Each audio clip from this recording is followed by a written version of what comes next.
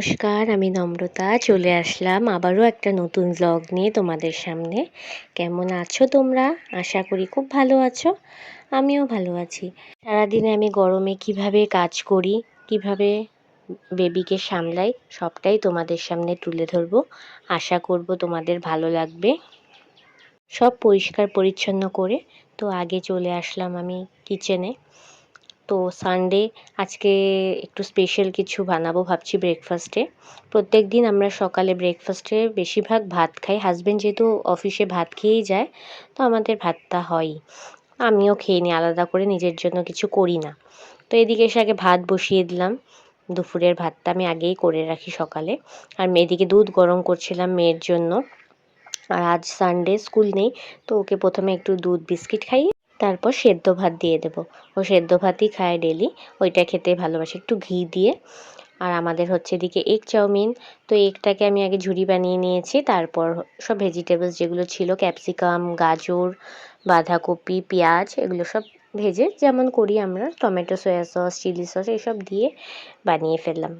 আর এদিকে আমাকে এত গরম লাগছিল এদিকে আমার আজকে একটু তাড়াহুড়োও ছিল। আমাদের গ্যাস সিলিন্ডার একটু প্রবলেম দিচ্ছে, তো ওরা সার্ভিসিং করতে আসবে, তার জন্য খুব তাড়াতাড়ি করে রান্না করছিলাম। 12টার মধ্যে মানে এসেই যাবে। তার মধ্যে হাজব্যান্ড নিয়ে আসলো আবার মটন, যেটা আমার সবসময় ফেভারিট। তো আমি আগে মটনগুলো ধুয়ে ভালোভাবে ম্যারিনেট করে নিয়েছিলাম। আদা রসুন বাটা, লঙ্কার গুঁড়ো, লবণ, হলুদ, সর্ষের তেল দিয়ে ভালোভাবে অল্প সময় ম্যারিনেট করে রেখে দিয়েছিলাম, মোটামুটি 1 ঘন্টা।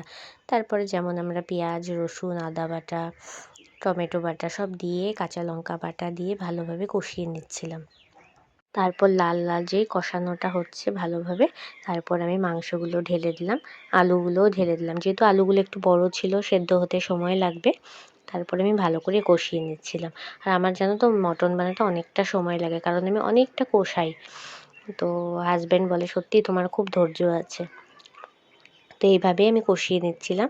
তারপর আমি যেই কষানো হয়ে গেছে, পরে আমি প্রেশারে দিয়েছিলাম, সেটার আর ভিডিও করা হয়নি।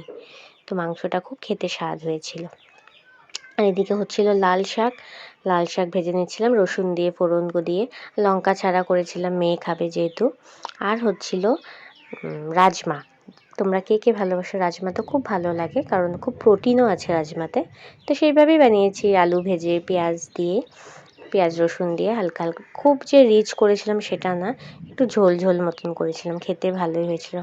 আর অনেক দিন পর আমাদের খাওয়া হলো জানো তো রাজমা। আর মানে ভুলেই গেছি আইটেমটার কথা। হঠাৎ সেদিনকে হাজব্যান্ড বলছে, রাজমা বানালে কেমন হয়? আমি যে ঠিক আছে, নিয়ে আসো। তো বেশ ভালো হয়েছিল, একটু গরম মশলা দিয়ে দিলাম ছিটিয়ে। তো এই কাজের ফাঁকে আবার মেয়েকে স্নান করিয়ে দিয়েছিলাম। ও যেহেতু সকালে করার অভ্যেস, দেরি হলে ও কাঁদতে থাকে। স্কুলে যেহেতু যায় সকালে, মোটামুটি 7:30 থেকে 8-এর মধ্যে স্নান করা হয়ে যায় তাই। আর এদিকে মেয়েকে তো মটন দেবো না, এখনও দিইনি। তো ওর জন্য আলু পেঁপে দিয়ে হালকা হালকা করে চিকেনের ঝোল বানিয়ে দিয়েছিলাম, প্রেশারে করেছিলাম। আর এদিকে দেখো আমার বিছনার অবস্থা কি, কাজ শেষ হয়নি, বিছনায় দিয়ে খেলনা বাটি উনি ফেলে চলে গেছে। তো এদিকে ওকে করে দিয়েছিলাম মৌসম্বির জুস। তো ও না মৌসম্বির এইভাবে কামড়িয়ে কামড়িয়ে খেতে পারে না, এরকম জুস করে দিলে ও খেয়ে নেয়, খেতে খুব ভালোবাসে। আর মৌসম্বিরগুলো খুব মিষ্টি ছিল।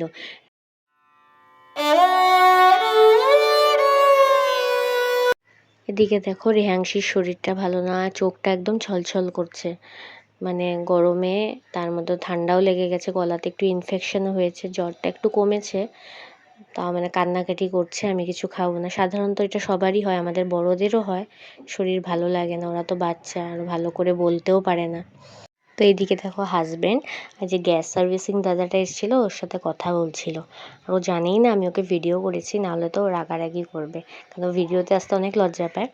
আর এদিকে দেখো ফ্রিজে অনেক দিন হয়েছিল এনেছিল জাম, কিন্তু আমার না সময়ের অভাবে আর ওই জামটা যে ফ্রিজ থেকে বের করে খাবো সেটাও টাইম হয় না। তো বকাবকি করছে, আনলে কিছু খাও না।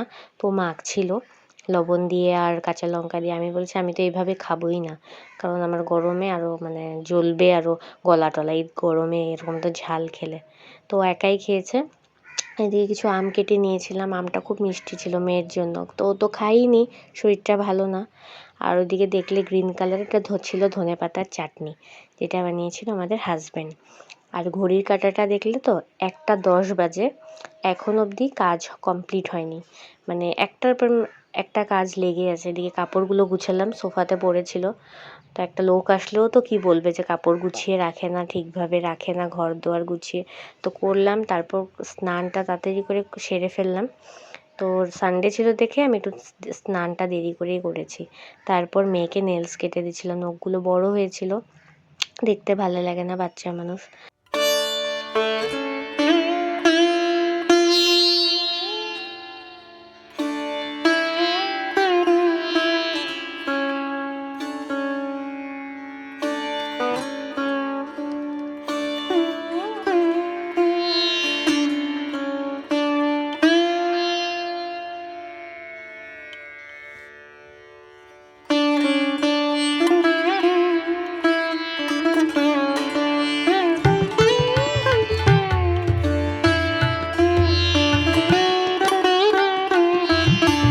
সন্ধেবেলার পুজো সেরে নিলাম, আমার সাথে রেয়াংশিও পুজো দিচ্ছিল। ও প্রত্যেকটা দিন এইভাবেই আমার সাথে পুজো দেয়। আর ধূপকাঠি এখন কদিন থেকে ধরছে না, একদিন হাতে একটু জ্বলে গেছিলো, তারপর থেকে মনে ভয় ঢুকে গেছে, আর ধূপকাঠি ধরছে না। আর কাশি ঘন্টা এইভাবে বাজাবে। আর দেখো আজকে রবিবার, কি খুশি, জানে পাপা ঘুরতে নিয়ে যাবে কোথাও। আর আজকে যেহেতু তোমরা দেখলে আমরা মটন বানিয়েছিলাম, তো হাজব্যান্ড রুটি খেতে ভালোবাসে, ও বলছে আমি রাত্রে আজকে রুটি খাবো, তোমার কষ্ট করে আর এই গরমে বানাতে হবে না। আমরা প্যাকিং নিয়ে নিলাম। আর এদিকে আসার পথে আমি খাবো ফুচকা, আর ও বলেছে ঠিক আছে নিয়ে নাও। তো এসে নিজের মনের মতন করে মশলা দিয়ে, তারপর লবণ দিয়ে, লেবু দিয়ে মেখে, মানে দারুণ করে মেখে খেয়ে নিচ্ছিলাম। আর ফুচকার কথা শুনলে না মানে জিভে জল এসে পড়ে। তোমাদের কার কার প্রিয় একটা কমেন্ট করে জানাবে। আর এদিকে রেহাংশিও খাচ্ছিল আমার সাথে ফুচকা, ওকে জলটা আর দিইনি, ওর ঠান্ডাও লেগেছে। তো আমরা মা মেয়ে দুজনে এনজয় করে খাচ্ছিলাম। তো হাজব্যান্ড রুটির প্লেটে সুন্দর করে সাজিয়ে নিয়েছিল, প্লেট অনেক কিছু দিয়েছিল ওর প্লেটে, সাথে ছিল মটন। তো আজকের ব্লগটা তোমাদের কেমন লাগলো অবশ্যই বলবে, আর যদি ভালো লেগে থাকে একটা লাইক, একটা কমেন্ট করে দেবে, আর আমার পাশে থাকবে।